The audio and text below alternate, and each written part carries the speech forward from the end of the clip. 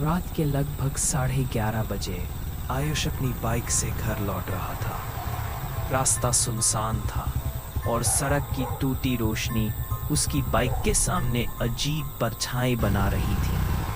पेड़ों की शाखाएं हवा में हिल रही थी और दूर कहीं कुत्तों की भौंक सुनाई दे रही थी। तभी उसका फोन बजा। स्क्रीन पर लिखा था माँ कॉलिंग।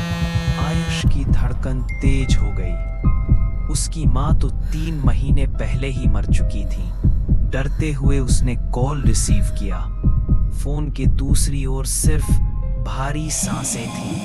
फिर धीरे धीरे वह आवाज आई, आयुष। आयुष कांप गया। माँ, ये कौन है?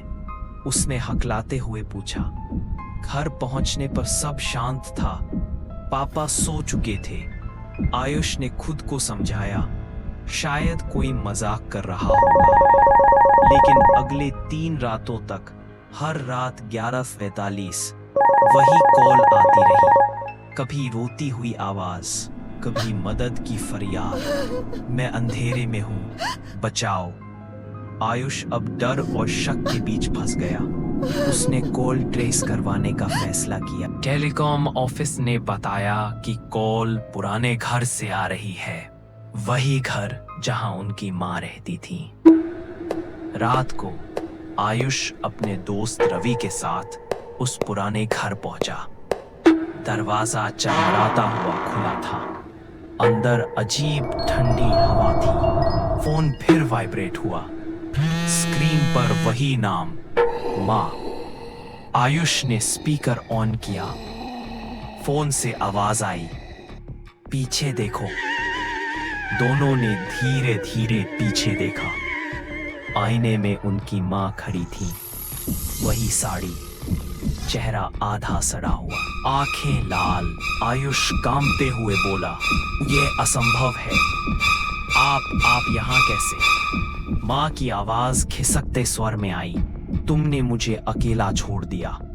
मैं कभी नहीं गई, अब हमेशा साथ रहूंगी। कमरे में अचानक पुरानी खिलौने की संगीत धुन बजने लगी। छाया तेजी से चलती दिखी। दीवार पर खून के निशान जैसी परछाया उभरने लगी। रवि चिल्लाया, आयुष, हम यहां से निकल रहे हैं। आयुष डरते हुए बोला, नहीं, मुझे पता करना होगा कि ये क्यों हो रहा है। धीरे धीरे उसे समझ में आया कि माँ की आत्मा अधूरी थी। कुछ महीनों पहले माँ अक्सर खुद को कमरे में बंद कर लेती थी। माँ ने हमेशा कहा था, आयुष, अगर कभी मुझे कुछ हुआ तो मत सोचो मैं चली गई। मैं हमेशा पास रहूंगी। लेकिन मैं पूरी तरह नहीं जा सकी। आयुष ने अब समझा, माँ की आत्मा अधूरी थी क्योंकि उसे लगा कि उसने अपने परिवार को अकेला छोड़ दिया। अब वह दुनिया में फंसी थी, अपनी सुरक्षा और बेटे की चिंता में। रवि डरते हुए बोला, तो इसका मतलब ये कि वो सिर्फ डरावनी नहीं है, वो तुम्हें कुछ बताना चाहती है? आयुष धीरे से बोला, हाँ, वो अकेली नहीं गई। हाँ? वो चाहती थी कि मैं समझूं कि मैं उसे छोड़ नहीं सकता, कि मैं अभी भी उसके साथ हूँ। आखिरी बार आयुष ने फोन उठाया, अब हमेशा साथ रहूंगी। दोनों बाहर भागे, लेकिन दरवाजा अपने आप बंद हो गया। सुबह में आयुष घर नहीं लौटा। रवि ने पुलिस को बुलाया, लेकिन कोई सुराग नहीं मिला। आज भी जो भी उस पुराने घर के पास रात 11:45 बजे गुजरता है, उसे मोबाइल की रिंग सुनाई देती है, माँ कॉलिंग। और कभी कभी कोई जवाब नहीं देता, लेकिन भारी सांसें सुनाई देती हैं।